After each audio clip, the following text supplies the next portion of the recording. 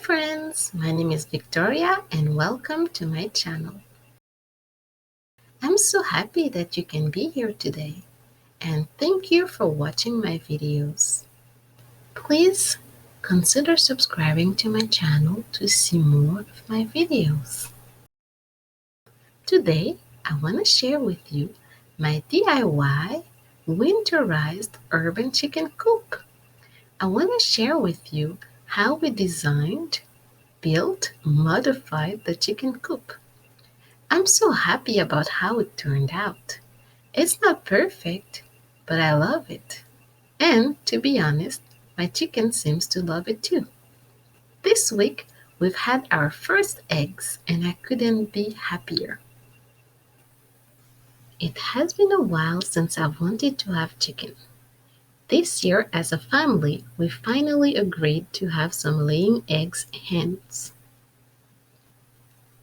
After reading about how to care for the chicken, how they should live, where they should live, and how to do our best to make them happy, we realized that most chicken coops that were sold were not big enough for them.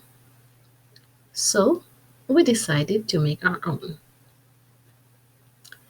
We read our city's recommendations on what area they should have for the chicken coop and the run in order to be happy. There were a few restrictions that we needed to consider while designing our chicken coop. The first thing was, initially, we wanted to build the coop under our patio area. It was perfect because there was this elevated space that was unused. However, after reading more about it, we realized that the chicken coop needed constant airflow. So under the patio was probably not the best space to put it. Then we decided to move it elsewhere. We still had limited space. We realized that the city recommended 2 to 4 square feet per chicken in order for them to thrive in their environment. So, while designing it, we made sure that we had this area available for them.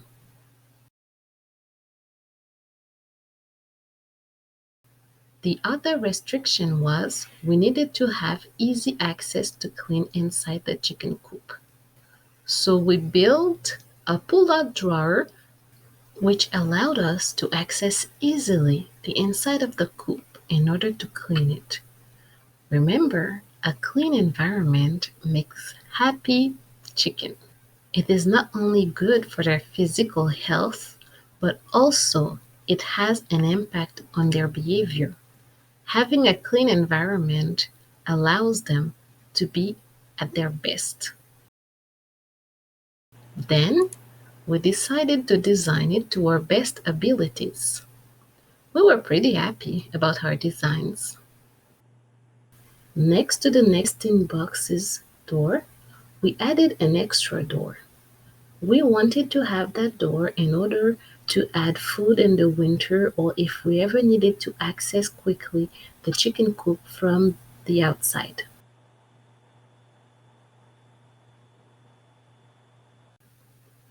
Afterwards, it was time to build. We started out by building and insulating the main base of the chicken coop. The dimensions were 44 inches by 33 inches. We used 2 by 2 spruce and 1/4 spruce plywood with rigid insulation. The rigid insulation was 1.5 inches.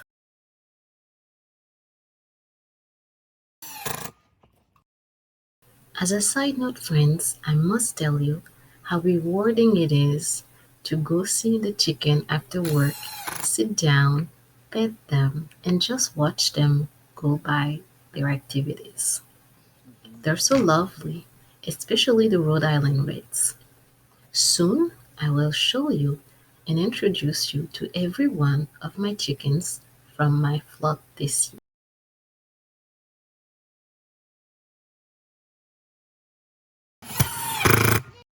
Afterwards, we built the walls and added the trims.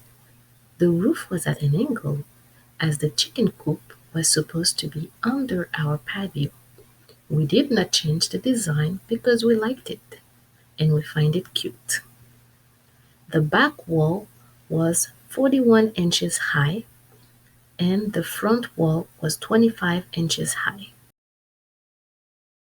We also built the nesting box and the door next to the nesting box. We built the chicken coop door and the drawer.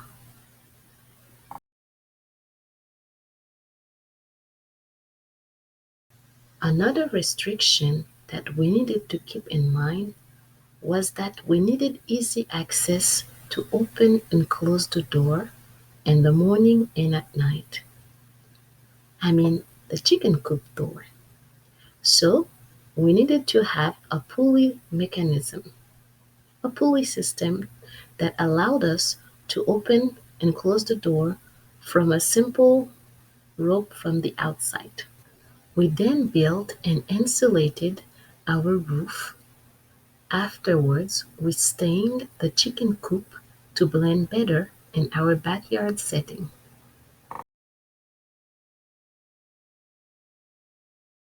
While building the chicken coop, there were a few elements that we modified. One of them being that we prolonged the roof in order to provide shelter for the chickens during rain and also when it would snow.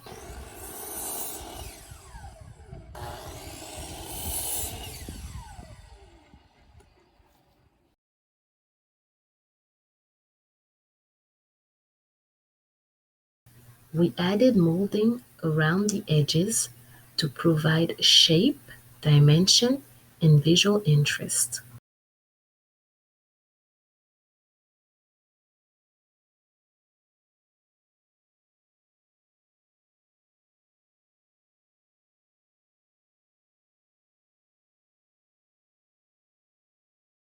After we stained the whole chicken coop, we sealed the whole outside just to make sure that it was protected from water and snow.